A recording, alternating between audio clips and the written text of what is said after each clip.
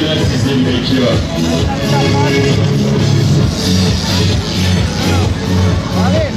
15 Mart Perşembe saat 10'da tüm halkımızı ani köründen kortej yürüyüşüyle başlayacak festival coşkusuna ortak olmaya bekliyoruz.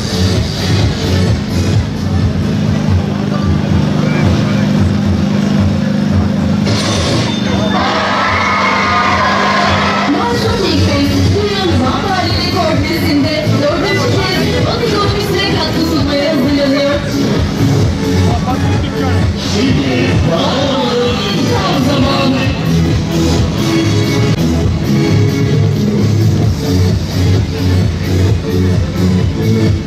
Mart Perşembe saat 10'da tüm halkımızı valilik önünden kortej yürüyüşüyle başlayacak festival coşkusuna ortak olmaya bekliyoruz. Çabuk.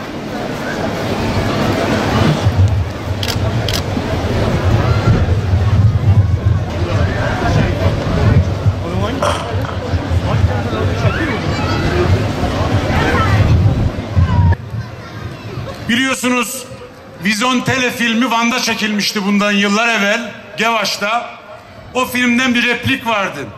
Orada şöyle deniyordu: her şeyin bittiği yerde başlayan şehre bazen güzel şeyler de gelirdi. Ama hiçbiri uzun süre kalmazdı. Biz de diyoruz ki artık Van'da güzellikler hep yaşayacak. Van'da güzellikler hiç bitmeyecek inşallah. Değerli kardeşlerim, Türkiye'de çok az şehir alışveriş festivali yapabiliyor. O bakımdan biz Van'da bu yıl 4.'sünü düzenliyor olmaktan hakikaten büyük bir mutluluk ve onur duyuyoruz. Burada bu organizasyonda bizlerle beraber büyük emek sarf eden, maddi manevi destek veren Büyükşehir Belediye'mize, İpek Yolu Belediye'mize, Van Ticaret ve Sanayi Odamıza ve Doğu Anadolu Kalkınma Ajansımıza huzurlarınızda bir kere daha teşekkür ediyorum. Bu yılki alışveriş festivalimiz yaklaşık 20 gün sürecek. İnşallah 5 Nisan'a kadar çok farklı etkinliklerle, çok güzel aktivitelerle Van Shopping Fest devam edecek. Caddelerimizde, sokaklarımızda inşallah sizleri mutlu edecek, heyecanlandıracak ve Van'ın moralini yükseltecek çok güzel etkinliklerle inşallah beraber olacağız. Sürprizlerimiz olacak.